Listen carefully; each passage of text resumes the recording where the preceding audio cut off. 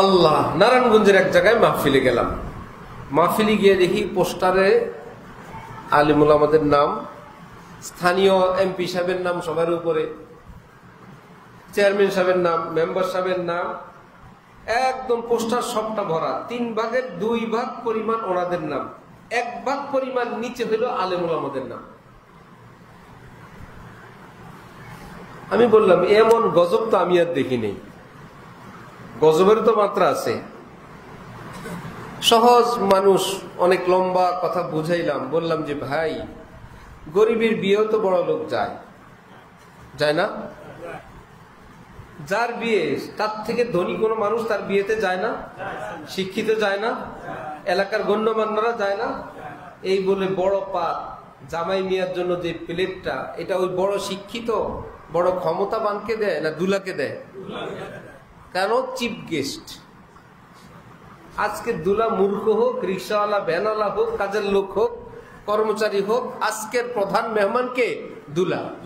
ছোট্ট যে একটা স্টেজ রাখে বসানোর জন্য, সবচাইতে যে এলাকার ধনী মানুষ অরণ্যে বসায় কি শিক্ষিত সাহেবকে?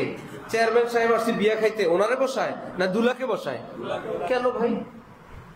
আজকের প্রধান মেহমানকে দুলা, তার উপরে আর কারো স্থান নাই।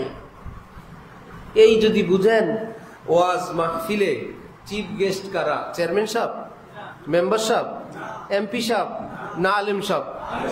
আলিম সাহেবরে নিচে মাটিতে বসায় রাখছেন, বিয়ে খাইতে আসছে চেয়ারম্যান সাহেব, তারে দুলার জায়গায় বসাইছেন কেন? যে চেয়ারম্যান নেতারা ঠিক মতো আসেও না, এমন এমন দাওয়াত আছে তারা জানেও না।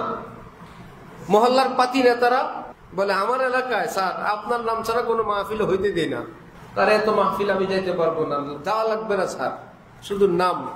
কেউ বলে স্যার, কেউ বলে ভাই, কেউ বলে আব্বা, চাচা, বলো। এর মধ্যে মহিলা এমপি ওই বেডিয়ে উপরে। তা আমি বললাম যে ভাই, এই মেহমানরা কই? যাদেরকে তো গুরুত্ব সহকারে দাওয়াত দিছেন, এরা কোথায়? কারো আছে উনি ব্যস্ত, উনি অসুস্থ, উনি আসতে পারবে না, উনি ঢাকায়, উনি জানেও না, ইত্যাদি। এদেরকে বোঝানোর জন্য বললাম যে ভাই, একই জায়গায় যদি কোরআন শরীফ, বুখারী শরীফও থাকে, উপরে থাকবে কোন কিতাব? বুখারী শরীফ। বুখারী শরীফ খারাপ? যত ভালো বুখারী শরীফ, এর চাইতে ভালো কোরআন শরীফ। এখানেও একটা সিরিয়াল আছে, এত ভালো বুখারী, তারপরে কোরআন শরীফের নিচে, কারণ কোরআন শরীফ বুখারী শরীফের চেয়েও কি ভালো। এখনো বেশি পচাই নাই। তারপরে আমার শাইখের একটা শিক্ষা তাদেরকে শুনাইলাম যে আমি হযরত আল্লাহর বাজার করব ছাত্র জমানায়। হযরতের ছেলে, এখন তো মুফতি সাহেব দুজন, ওনারা ছোট মানুষ, দৌড় দেয়, ভিতরে যায়, আম্মি যান কিছু বলেন, আমি ঘরের বাইরে দাঁড়ায় দাঁড়ায় লিখি, হযরত আছেন সামনে, যা বলে তাই লিখি। এক জোড়া মাছ তরকারি, এক জোড়া স্যান্ডেল বাথরুমের জন্য লিখলাম, যা বলে তাই। তারপর আবার বললেন 2 কেজি আলু লিখলাম, সিম, কপি, ধন্যপাতা ইত্যাদি, একটা ফুলের ঝাড়ু লিখলাম। একটু পরে বলল 2 কেজি দুধ, যেভাবে বলে সেভাবে।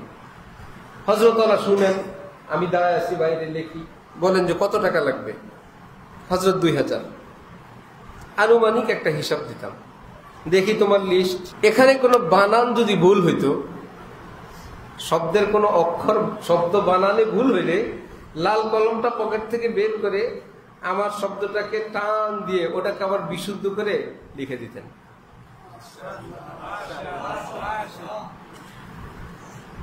দ্বিতীয় আরেকটা করতেন, আর ভাই দুধের উপর জুতা উঠলো কেমনি, আলুর উপর শুটকি উঠলো কেমনি, ভাই ঝাড়ু উপর উঠলো কেমনি, এগুলো নামাও।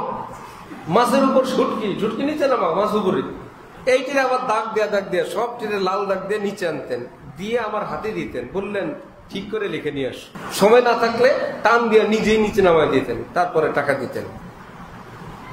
শুটকিও আছে, মাছও আছে, তাহলে শুটকি উপরে না মাছ উপরে? শুটকি নিচে।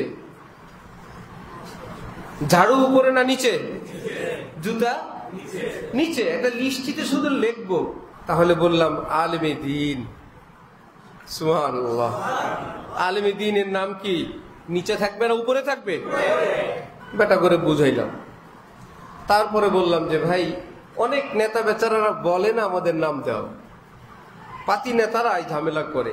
যদি আপনারা আর নিচে দিলে খেপে, মাহফিল করতে দিবে না, আন্দোলন হবে, এরকম ঝামেলাই করে, বললাম আর কি করবেন, পোস্টারটা ভাঁজ করেন, অর্ধেক করে এক পাশে আলেমদের নাম, আরেক পাশে নেতা খেতার নাম লিখেন, তবুও কোন আলেমের উপরে কোন নেতার নাম দিয়েন না, দুনিয়াদার কারো নাম দিয়েন না।